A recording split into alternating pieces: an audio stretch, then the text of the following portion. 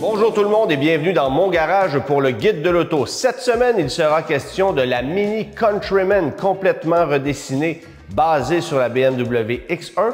On parlera brièvement de la Kia K4, mais tout d'abord, réponse à la question de la semaine dernière.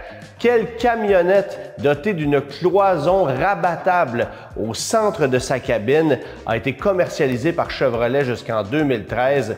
Bien, la réponse est le Chevrolet Avalanche, un véhicule qui dérivait des VUS pleine grandeur de General Motors et qu'on a vendu entre 2002 et 2013 sur 2 générations, produit qui a été abandonné, mais qu'on pourrait considérer comme relancé cette année sous la forme d'une camionnette électrifiée qu'on appelle le Silverado EV, puisqu'on reprend essentiellement le concept du Chevrolet Avalanche avec le nouveau Silverado EV, considérant cette cloison qui se rabat dans la cabine pour allonger l'espace cargo qui se trouve dans la caisse.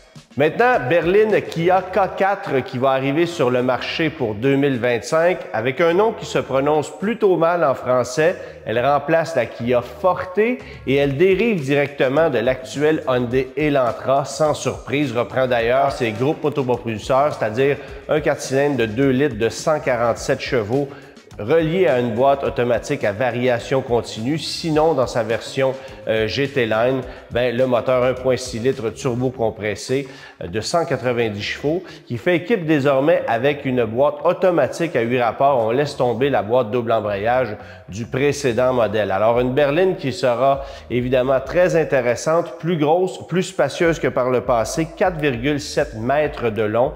Alors, ça pourrait intéresser autant la clientèle qui se procurait l'ancienne Kia K5 que celle qui convoitait la Forte, une voiture qui sera assez agressive au niveau des prix puisqu'en incluant les frais de transport préparation, l'échelle de prix varie de 26 444 à 36 944 $. À équipement équivalent, on peut considérer que cette voiture-là coûte environ 3 000 $ de moins qu'une Honda Civic. Alors, c'est très agressif au niveau des prix. Malheureusement, pas de version hybride comme on retrouve du côté de la Hyundai Elantra. On aurait aimé pouvoir bénéficier d'une motorisation hybride. Qui sait si ça ne viendra pas dans les prochaines années. Autre nouvelle, le Dodge Durango. Ce qu'on a appris, c'est que selon Auto Forest Solution, qui se spécialise en information automobile, le Dodge Durango serait avec nous jusqu'à la fin de l'année 2027. Un produit qui est déjà très âgé sur le marché puisqu'on l'avait lancé sous cette forme en fin d'année 2010. Il exploite d'ailleurs toujours la plateforme de la seconde génération du Mercedes ML. Alors, ça date pas d'hier comme produit. Et on va continuer de le produire jusqu'à la fin de 2027 pour éventuellement le remplacer par un VUS qu'on appellerait le Dodge Stealth. On ramènerait le nom Stealth sur le marché chez Dodge, un nom qu'on avait utilisé dans les années 90 pour une sportive dérivée de la Mitsubishi 3000 GT. Et ce véhicule-là serait autant offert en modèle à essence qu'en électrique, partagerait la plateforme STLA qu'on va aussi utiliser pour les Dodge Charger et pour le Jeep Wagoneer S. Et c'est un véhicule qui serait fabriqué à Windsor en Ontario pour le millésime 2028. Alors, est-ce que cette information est valide? Reste à voir quelle sera la stratégie de Dodge, mais ce qu'on sait, c'est que le Dodge Durango a encore quelques années avant d'être officiellement remplacé par cette marque qui est en repositionnement, en reconstruction complète en ce moment. Chez Dodge, les produits se font très rares. Aujourd'hui, on a le Hornet, la Charger qui va arriver prochainement, sinon le Durango qui est un des plus vieux véhicules encore commercialisés sur le marché nord-américain. Mini Countryman, maintenant, je vous en parle parce que pour moi, c'est un véritable coup de cœur. J'avais eu la chance de conduire ce véhicule-là du côté de Lisbonne pour son lancement mondial, autant en version électrifiée qu'en modèle à essence. J'avais conduit la version John Cooper Works à essence, qui est le modèle le plus poussé à 312 chevaux, extrêmement performant, partage les éléments techniques du BMW X1 M35i. Alors, une machine vraiment performante et super amusante à conduire. Par contre, évidemment, la facture est conséquente et j'avais aussi pu conduire la version électrifiée qui vient chez nous en Amérique du Nord, contrairement au BMW X1, X2 qui sont aussi offerts en Europe en version électrifiée, mais qui ne traverseront pas l'Atlantique. Alors, Mini a cet avantage de pouvoir être le seul du groupe BMW à offrir un VUS compact électrifié avec le Countryman.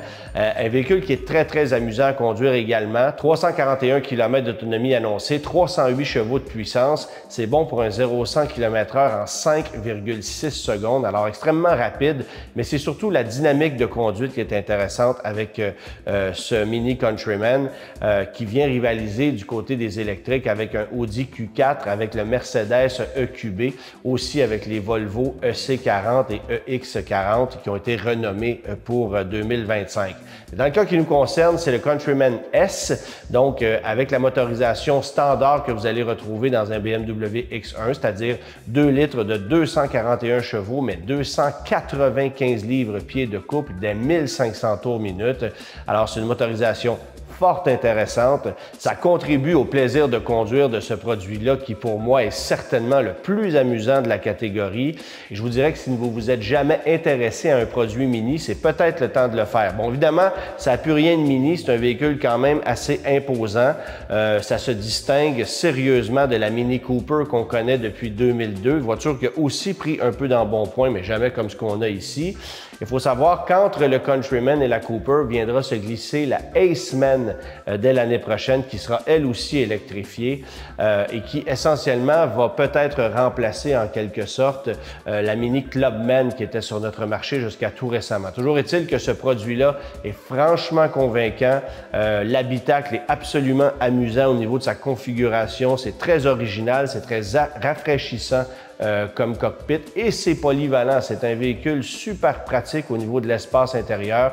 Vous allez retrouver autant de volume dans ce véhicule-là que dans un BMW X1, plus spacieux qu'un Audi Q3, mais encore plus intéressant à conduire. C'est ce que je retiens. Alors, un véhicule vraiment rafraîchissant dans le segment. Dans le cas qui nous concerne, avec l'ensemble des options qu'on y retrouve, c'est 56 000 $, mais ça commence à 48 900 $ en incluant tous les frais de transport préparation. Alors, on est dans la compétition standard. C'est pas un véhicule qui est accessible à toutes les bourses, évidemment, et il y a plusieurs options qu'on peut ajouter pour le rendre plus attrayant, plus luxueux, mais évidemment, ça demeure un produit très convaincant. Il faut en faire l'essai pour réaliser à quel point c'est plus amusant que n'importe quel autre VUS compact à conduire. Vous n'avez pas l'impression, en fait, d'être dans un VUS.